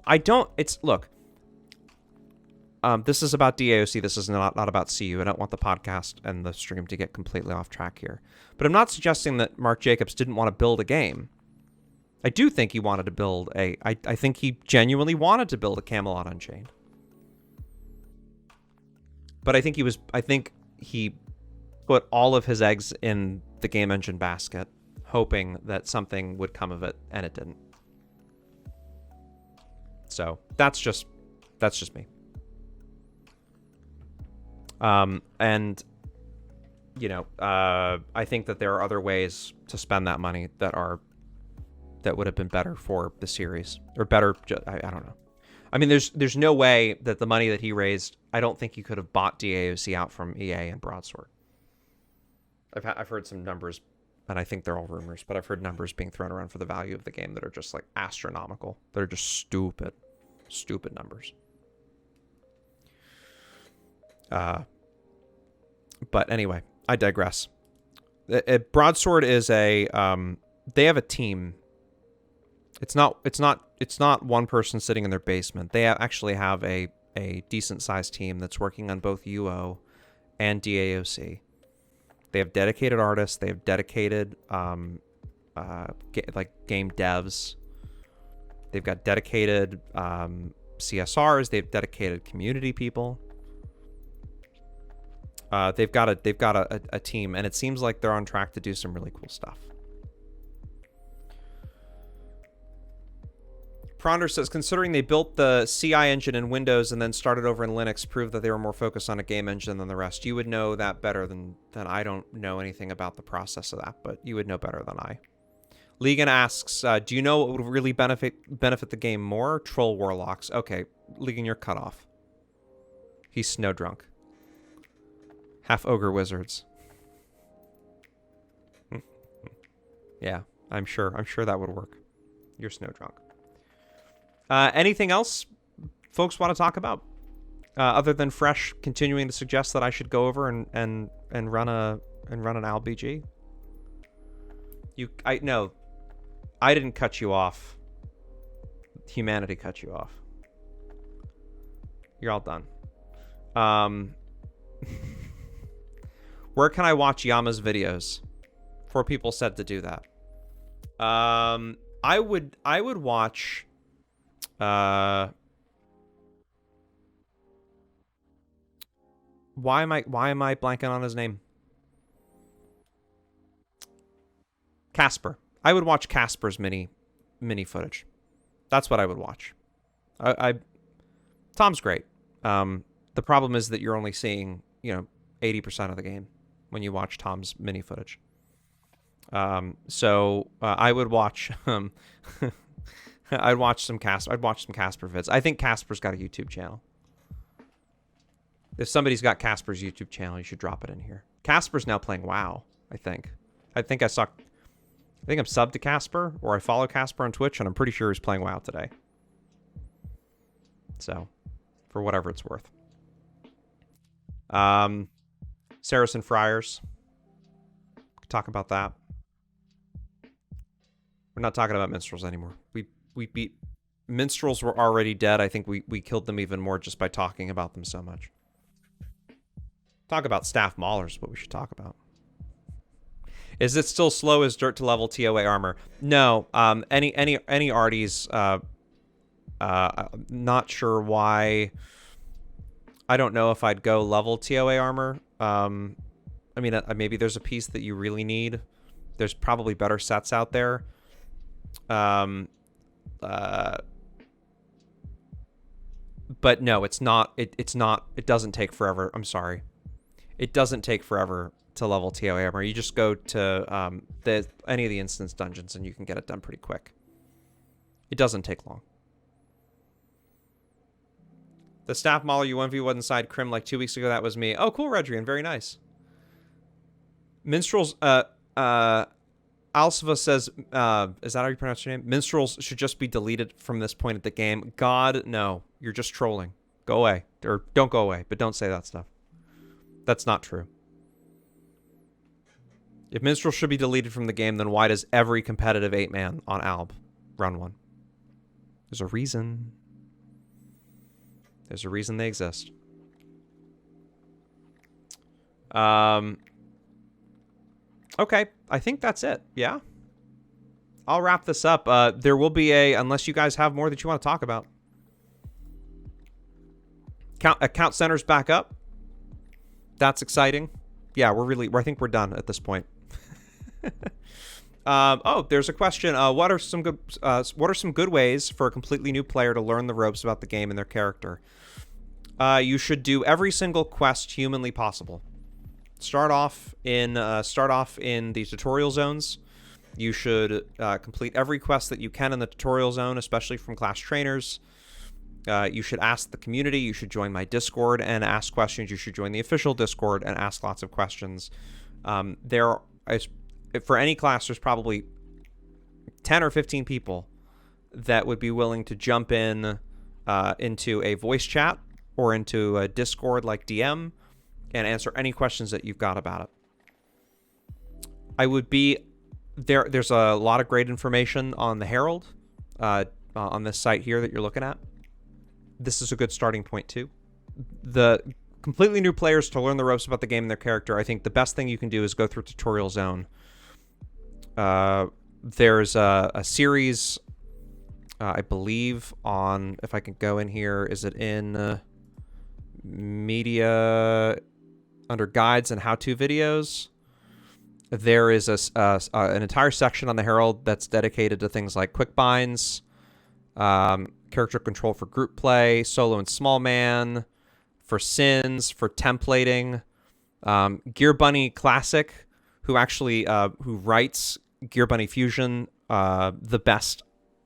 I don't think there's any arguing it's the best templating tool out there, is actually here in chat right now, throwing out absolutely ridiculous race and class combinations, because he's been hanging out too long in this channel. But he's here, and he'd certainly be able to help you. So that's what I would do. I would just ask a bunch of questions and do a ton of quests. AKA Extraterrestrial said, here's a question for Ramic. Is there space in the content creation community for a guide-type content, discussion of specs, that sort of thing? Yes, yes, yes, yes. No, the game audience is not too niche at this point. Absolutely, there is a space for content creation for guides. And nobody can step on anybody's toes for building that kind of stuff. Do not fear creating redundant content for this game. Just like, if you think that there is a hole and a void, a lack of information and knowledge, you should go and create content and post it all over YouTube. And make sure you use the game name and that you use the class and what you're trying to explain, and make it easy. Use tags, make it easily searchable. But no, there's not enough Twitch streamers, there's not enough YouTubers, there's not enough content creators. We need as many people as possible to create content for this game. And I would say what we talked about last week, maybe the week before, about creating a wiki. I know Alakazam, I know there's another wiki that exists, the whatever the fandom thing site. I still am urging Broadsword to launch their own internal wiki that the community can build on. The other wikis have come and gone. They've changed hands. They're out of date. That's just, ugh. We need our own wiki here. We need our own wiki, and the developers need to use it. or the developers need to own it. Is there a better way than BGs to level? Is there a faster way? Yes, absolutely. There are better ways at questing for sure. You might benefit running through Cathal Valley at the end, which is pretty quiet now anyway, to run quests in CV. But other than that, do town quests. It's the fastest way to level. Amber, I think, said on Hib it takes 4 hours, 3.5 or 4 hours to get to 50, because on Hib the questing's a little bit more involved and spread out. But on Alb and Mid, if you just go like completely all out, I think you can get to level 50 in 3 or 4 hours, or under 4 hours. Is it 2.5 to 3 hours? I think is what Amber said. Pretty quick. Sorry about that. Blitzen says, I guess I should have worded it like this. Why do you think there's so many free shards that have such high populations?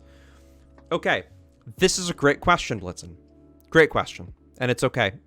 Apology not needed. How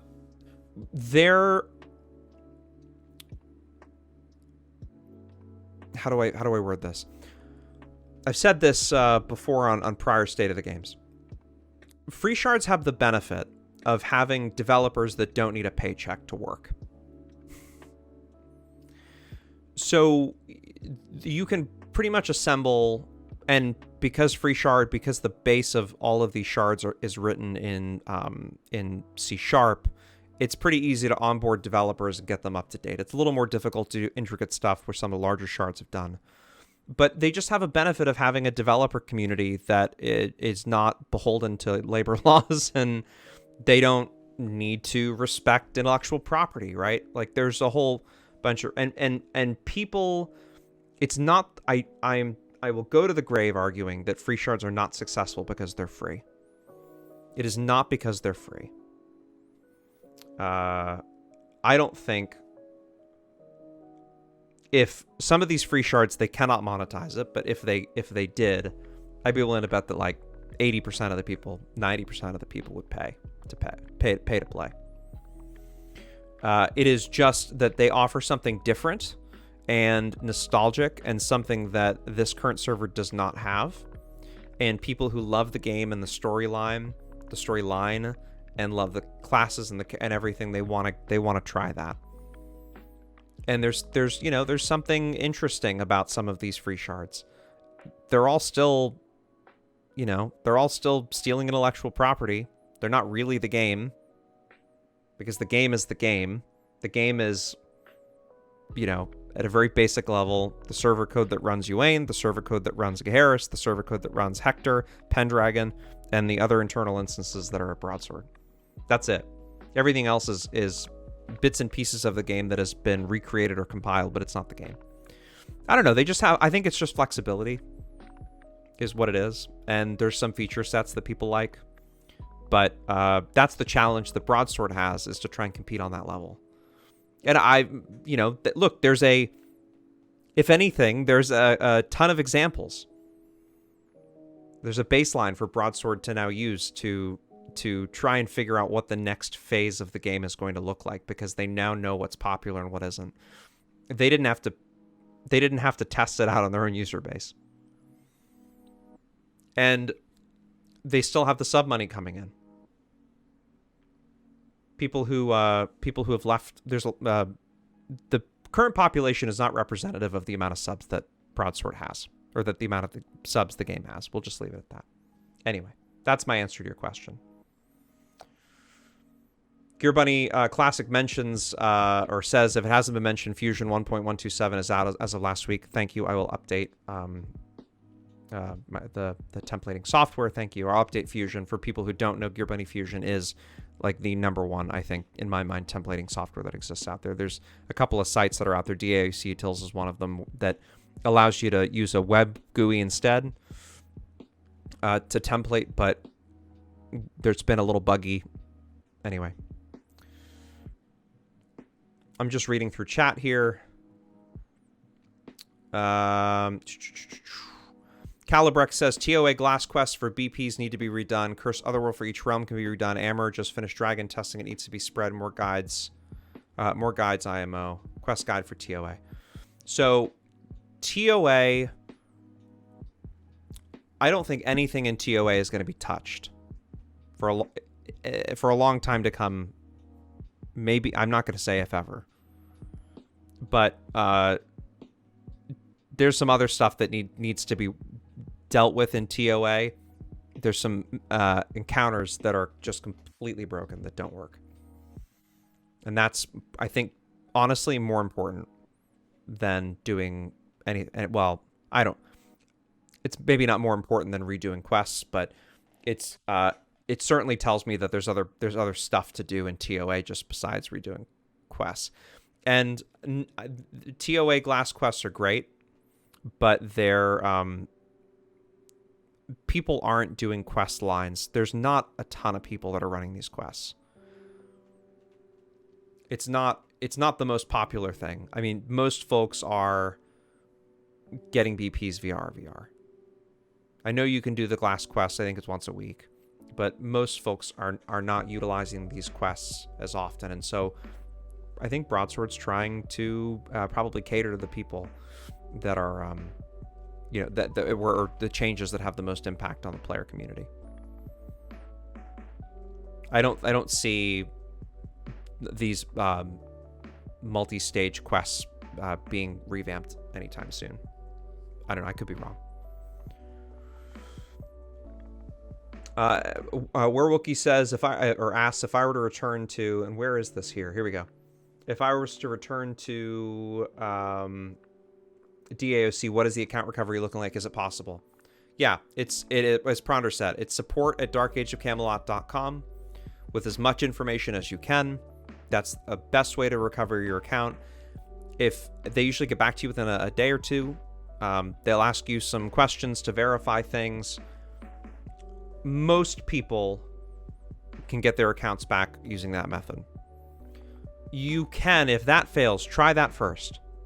If that fails, you can go to Beeben, who is the community manager or the community, I think her technical title is a community lead, team lead, community lead.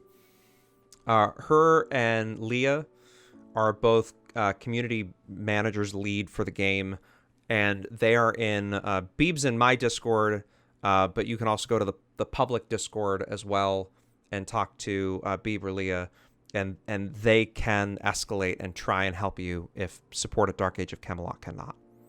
If you know your tune names, that's probably the best. So first off, what you can do is go to the Camelot Herald, right? So it's right here. You can go to darkageofcamelot.com. And if you know your tune name, you can go to the character and guild search. If you know what cluster you were on, right? And all the servers are broken down here, but you can pick the cluster. And you can search characters here. I was told my account, Alsava says I was told my original account was deleted during the transfer. I looked them up and they are not there. Reach out to support at darkageofcamelot.com. If that doesn't work, reach out to Beeb. There might be a way to recover. I don't know how accounts get deleted during transfers. It's quite possible. There might have been an issue at some point along the line many moons ago where there was some sort of database error, but I thought it had more to do with items than characters being deleted. It's quite possible that characters were. Reach out to me. If you really can't recover your account, reach out to me, and there might be another way. I don't know. But I support at darkageofcamelot.com. Reach out to Beeb or Leah, and I would go from there.